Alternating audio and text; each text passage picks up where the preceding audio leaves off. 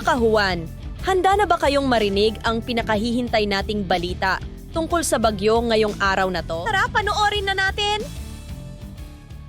Magandang umaga sa ating lahat. Ngayon ay November 14, 2023 at narito ang update ukol sa maging lagay ng panahon sa susunod na 24 oras.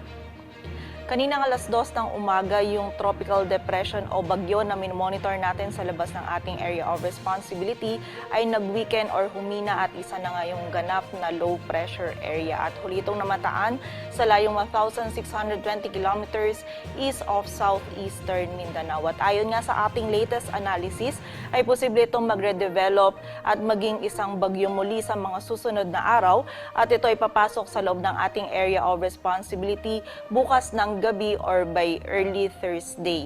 At ina-expect nga natin either of the two scenario na magre-develop ito or manatili at as a low pressure area.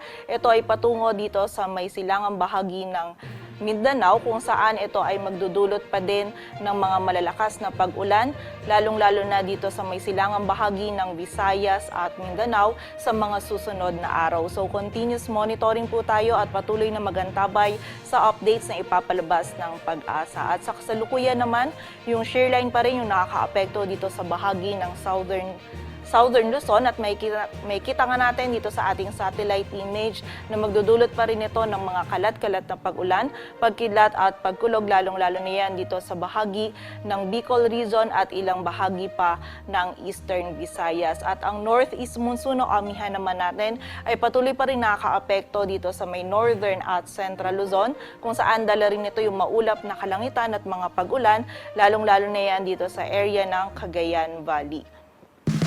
Mag-subscribe at i-click ang notification bell para laging updated sa mga araw-araw na balita tungkol sa bagyo sa ating bansa. Salamat sa inyong suporta, mga kahuwan!